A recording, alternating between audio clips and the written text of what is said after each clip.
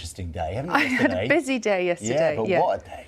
What a day, yeah. Really very lucky that you would argue perhaps definitely one of, perhaps the greatest tennis player of all time, greatest male tennis player of all time, Roger Federer, decided he wanted to have a chat to BBC Breakfast. Fantastic. We know he was retiring. He'd announced that, hadn't he, just a little while ago, but he hadn't done any big interviews.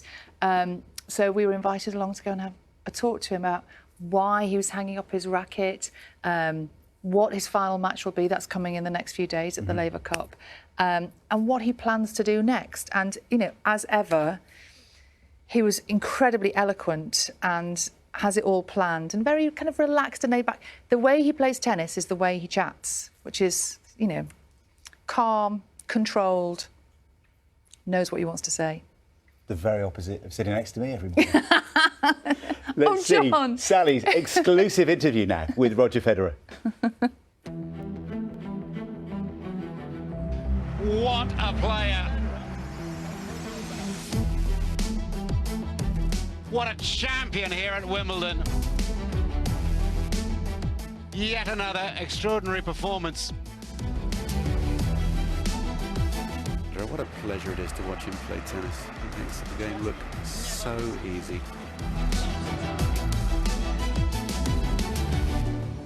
Job done. Roger Federer, it's not long since you wrote the words, "Tennis, I love you, I will never leave you." You wrote those words down and released the news that you're retiring. Are you ready to talk about that now? Yes, I feel good. It's been an emotional few weeks to go through those words, make sure I've tried to get them right, that they reflect of how I'm feeling, and thanking all the people I wanted to thank along the way, as it's been a very, very long journey, a good one, and I wish it would go on forever.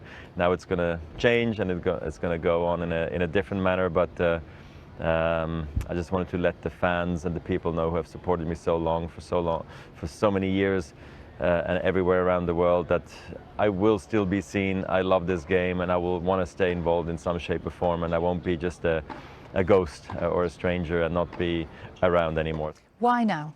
The last 3 years have been tough, you know, to say the least. When I still played the last match for Africa in Cape Town a few years back, I was very unhappy with my knee. And I knew I was on very thin ice for the last year, ever since I played Wimbledon last year. And I tried to come back, but then I just could feel there was a limit to what I could do. And this is not the way to play or try to keep pushing. And I also stopped believing in it, to be honest, and then I got a scan back a few months back, and it was just not the scan also I was hoping for, and this is then when very quickly we realized this was it, you know, and it's okay. And then the question more becomes into how do you announce it, when do you announce it, where are you going to be. It was also quite stressful as you try to keep those moments private and that it doesn't leak, and apparently there was leaks happening in the morning of the announcement, and so we scrambled together a little bit earlier than we were maybe expecting to be. For someone who's been so in control for so many years, in charge of yourself, and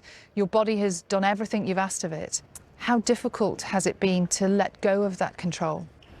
I mean, actually, it was fairly simple, you know, because I always pushed my retirement thoughts away. I said, like, look, the more I think about it, the more I'm already halfway retired, and this is not the way to go to work, you know, for me as a tennis player. So we'll deal with it when it comes, and it did. So when I announced it, I had no plans other than my workouts on Friday and tennis on Saturday.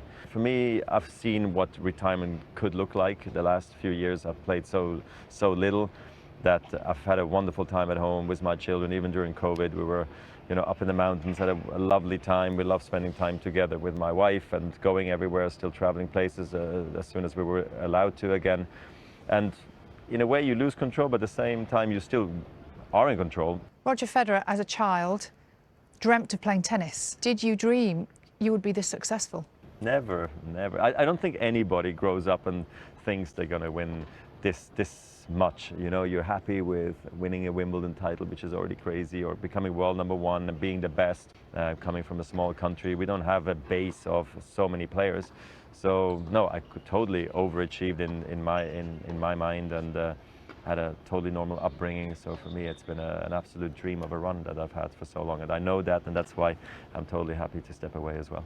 And you have played in the golden era of tennis. Mm-hmm. You think about the other men that you've been playing against, your competitors, Djokovic, Nadal, Andy Murray. You know, will we ever see this type of era again? That's a good question. I don't know. It was definitely very special in many ways, because when I came up, we didn't expect it either. You know, we were more on a bit of a downslope of, oh, Sampras retired, Agassi retired, what's going to come next, right? And well, here I came, and then here came Rafa, and then there was Novak, and then Andy, all together, and all of a sudden there was this beautiful mix of we're all winning for 10 plus years, all the same tournaments. Almost nobody else could win anything else. It was like a lock on the big tournaments, and that was, it must have been quite frustrating for a lot of the players, you know, to be honest. But for us, it was a challenge of our life, trying to figure it out. How can I play against all these certain different playing styles, and we all play very different. So I think also for the fans, it's been a joy to watch, and I'm sure some fans will be sad I'm leaving, of course. But then again, there will always be wonderful new people, and the question is, can they fill the void of the personalities? Because it's also very much built on personalities and storytelling, I think, in our sport, you know. But I think our tour allows for incredible storytelling, so that's why I know the game is very safe, and I'm sure we'll see incredible new superstars. What will it be like to play on the same team as those other men that you've competed against for so many years? Because that's what will happen at the Laver Cup. That's what it is, yes. And I mean, I've been on the team with Rafa and Novak before, and I think having Andy on the team, who's a proper winner, you know, he wouldn't want to do anything else but win.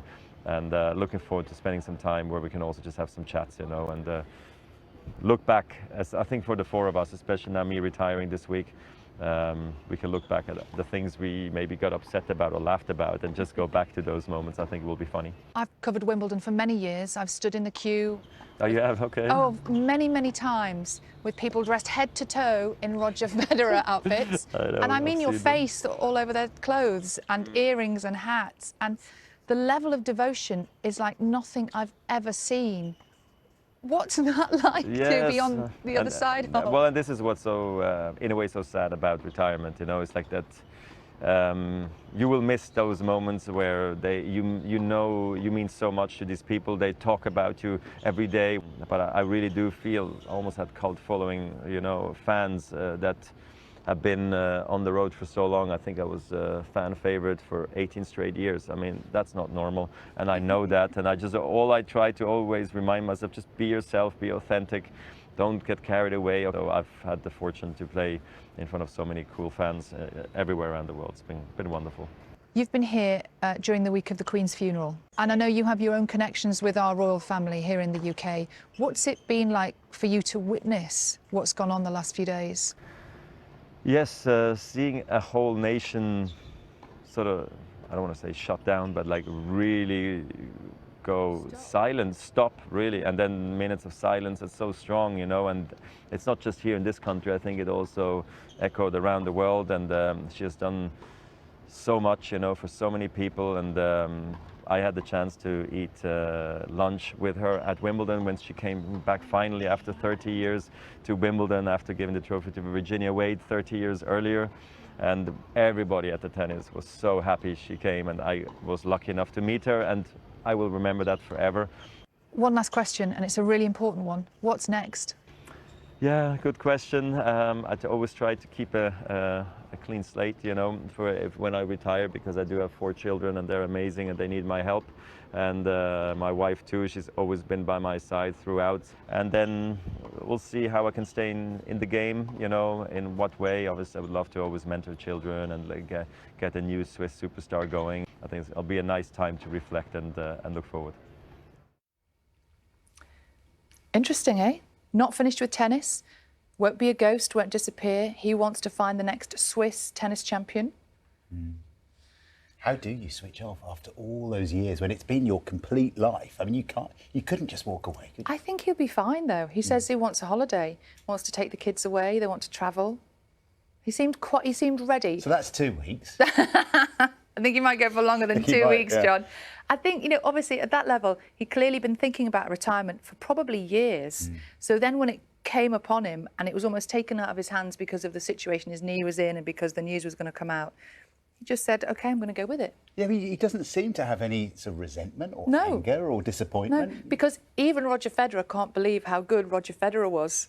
You can tell. Yeah, He surprised himself. So I think that's why he's completely happy. Is he really that nice?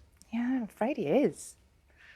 I know. I think he's even nicer. We all knew he was nice. And he said you asked 2 good questions. I Yeah. mean, He loved me, clearly. yeah. He's going to want to come sit here, isn't he?